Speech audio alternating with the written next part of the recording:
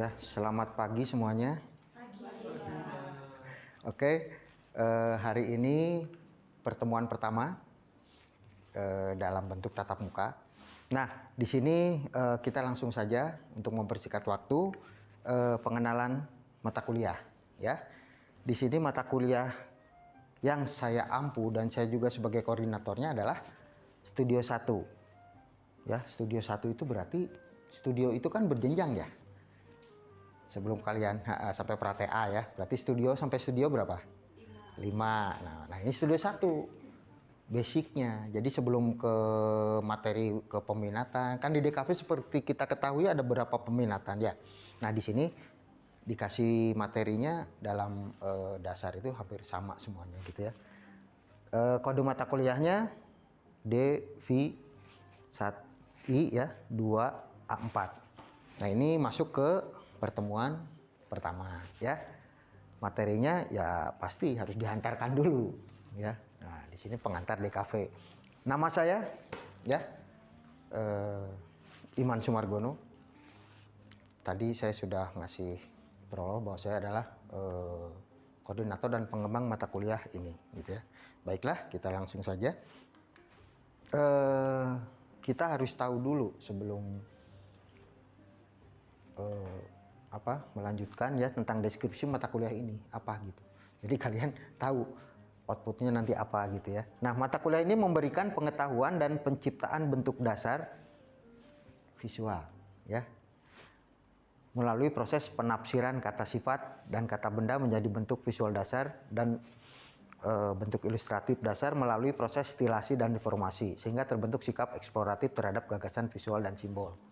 Jadi terkait sebuah kreativitas itu dibangun yang melalui landasan-landasan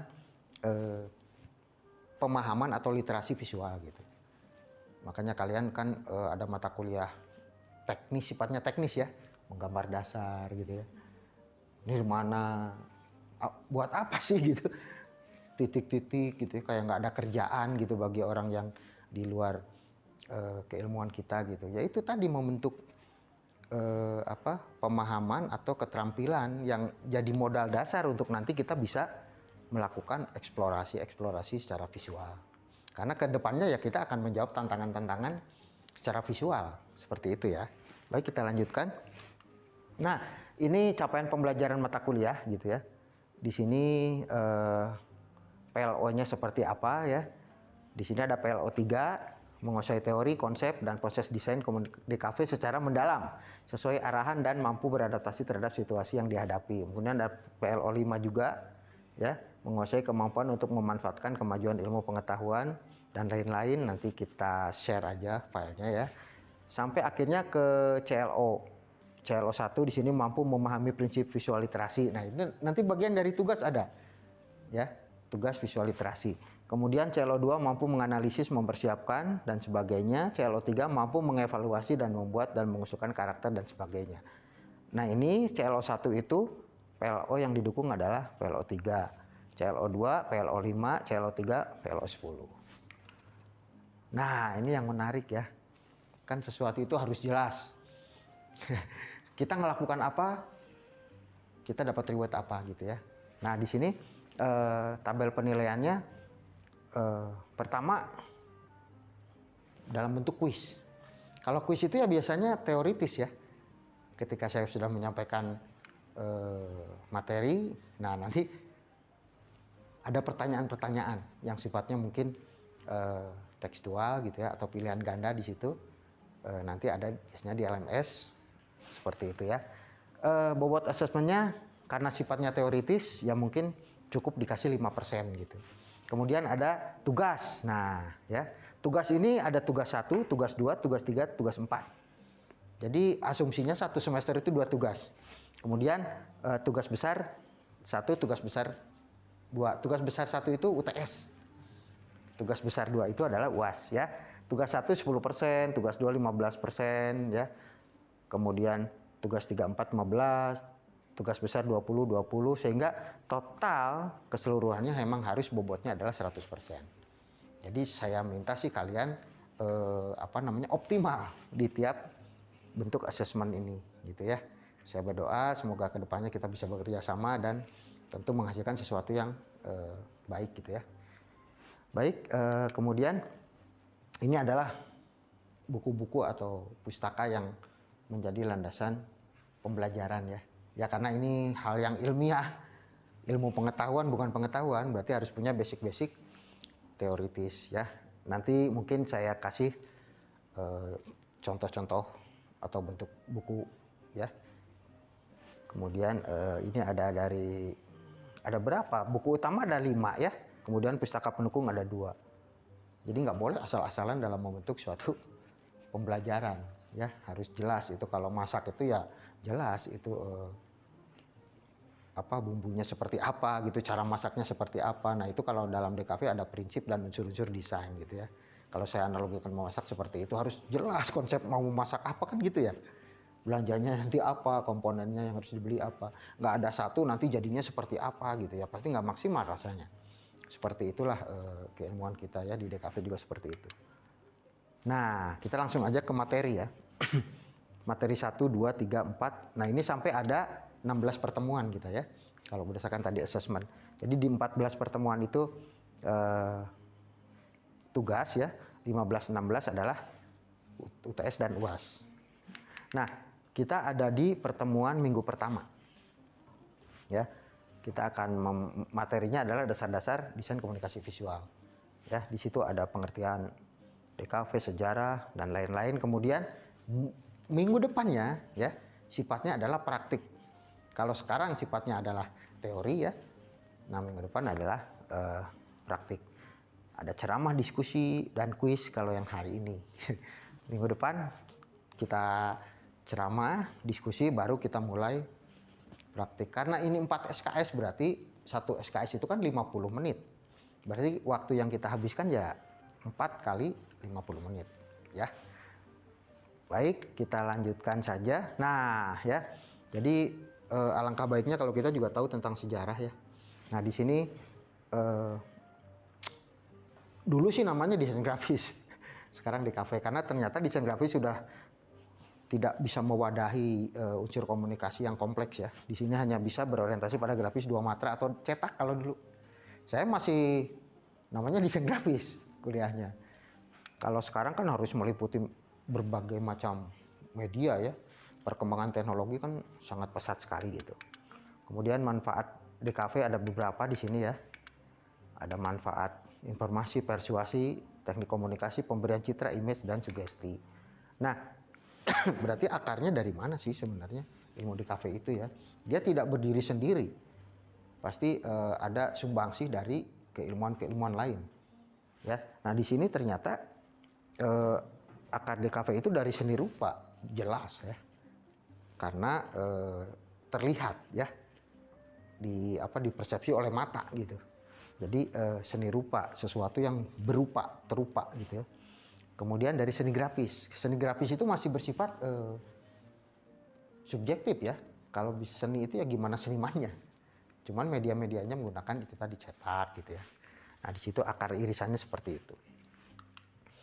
Jadi konsep umum seni murni ya, ekspresi seni dari perupa secara subjektif yang disalurkan kepada penilaiannya melalui kesamaan pandang maupun cita rasa. Nah ini 3 konsep DKV yang sangat mendasar ya. Ada konsep komunikasi, ungkapan kreatif, dan melalui berbagai media. Ini yang mahal ya, ungkapan kreatif. Ya, karena kalau kreatif kita itu bisnis kreatif. Yang maju yang punya konsep ya, yang punya daya kreatif tinggi, yang punya inovasi, punya kebaruan, novelties ya. Tapi kalau idenya gitu-gitu aja, idenya umum, ya nanti orang lain menilai nggak seru ya, kok cuman seperti itu gitu. Jadi yang berani ya mengumpulkan ide-ide yang lain dari yang lain gitu ya, anomali ya, itu ya nanti yang akan bisa bersaing di dunia bisnis kita gitu ya. Nah desain komunikasi visual tadi ya, seni, kemudian seni rupa. Seni rupa dibagi lagi ada seni murni, kriya, dan desain. Nah kita ada di situ gitu ya. Oke. Nah ini definisi desain komunikasi visual secara umum gitu ya. Nanti bisa saya bagikan juga PPT-nya, jadi nggak usah saya jelaskan, saya baca gitu ya. Kemudian poin-poinnya aja, ini pasti ada konsep komunikasi ya, karena kita bukan seni murni ya, harus jelas tujuannya apa gitu, problem solving maksudnya. Jadi tampilan sebuah poster itu nggak boleh hanya mengandalkan estetis sampai akhirnya mengaburkan informasi gitu ya. Headline-nya dibikin sampai nggak kebaca, kan itu udah jauh dari konteks informasi, nanti informasinya nggak nyampe. Indah gitu, tapi konteks memberikan sebuah informasinya ini apa gitu orang, nah itu sudah gagal ya. Ungkapan kreatif jelas kita diikat oleh itu. Media, luar biasa perkembangan media ya sekarang ya, platform media itu luar biasa. Nah setiap platform media itu punya karakteristik masing-masing, nah kita harus pahami itu sehingga nantinya efektif gitu ya. Kemudian komunikasi yang baik, nah ini membuat orang jadi melek gitu.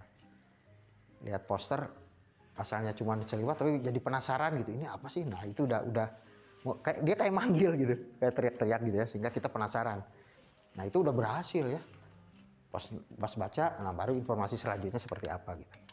Nah ini pengertian komunikasi ya, nanti kita dipelajari saja, dibaca, ketika ada yang nggak paham nanti boleh ditanyain. Ini tujuan komunikasi juga sama, sangat tekstual, bisa dipelajari, dibaca ya. Nah, ini proses komunikasi ya. Jadi dalam sebuah proses komunikasi itu intinya ada pengirim dan penerima.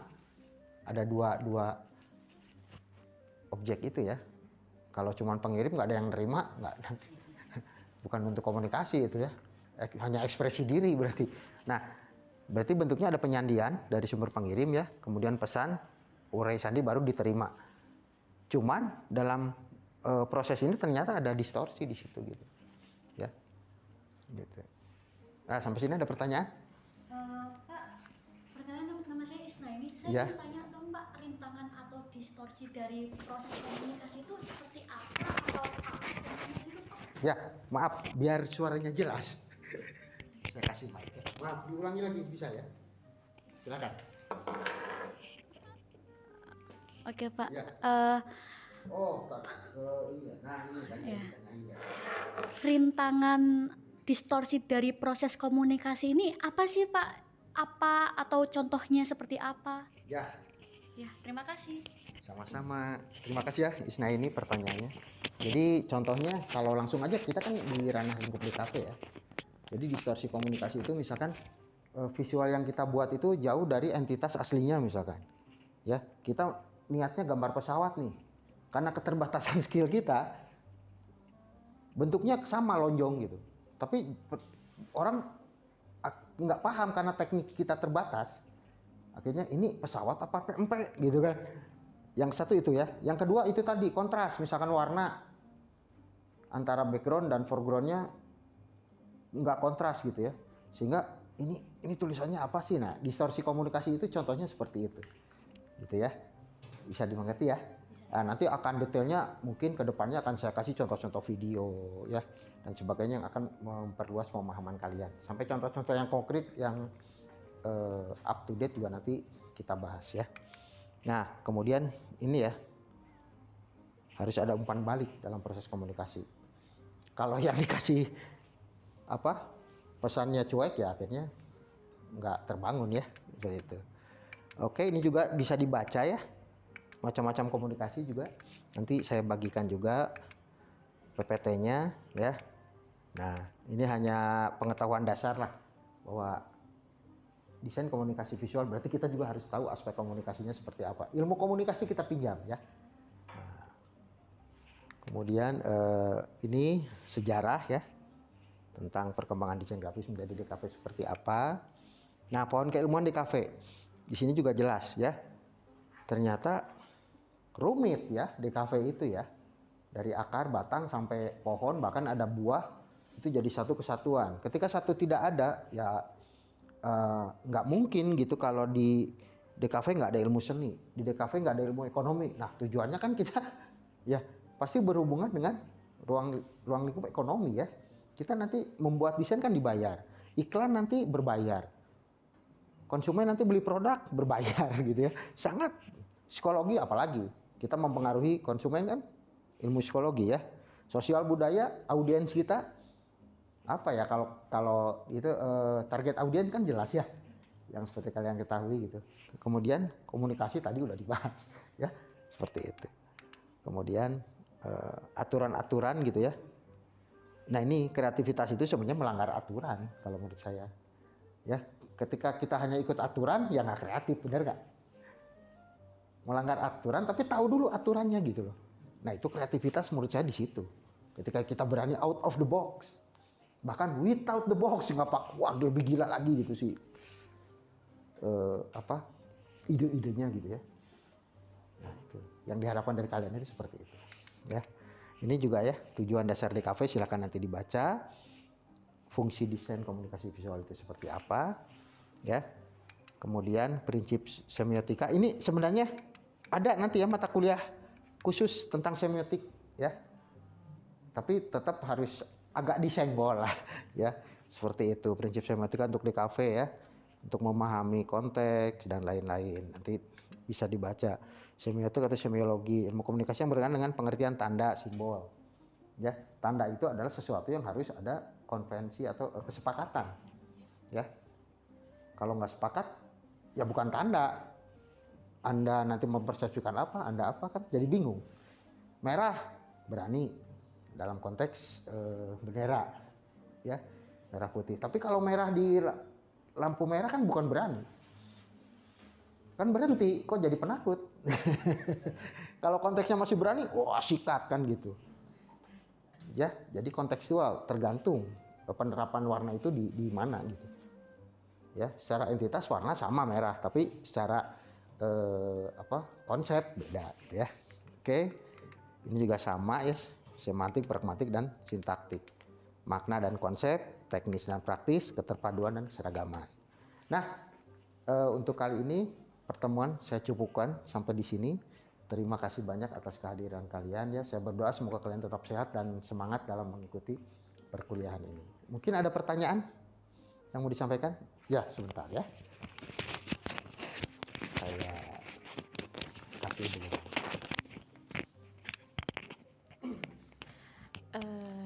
Perkenalkan Pak, saya Fadila. Izin bertanya, ini kan baru teorinya yang disampaikan. Nah, untuk tugasnya tuh saya masih belum tahu kayak kedepannya tuh kita ngapain aja sih untuk mata kuliah ini. Itu aja sih, Pak. Atas pertanyaannya ya. Berarti kita kembali ke slide awal ya. Maaf ya.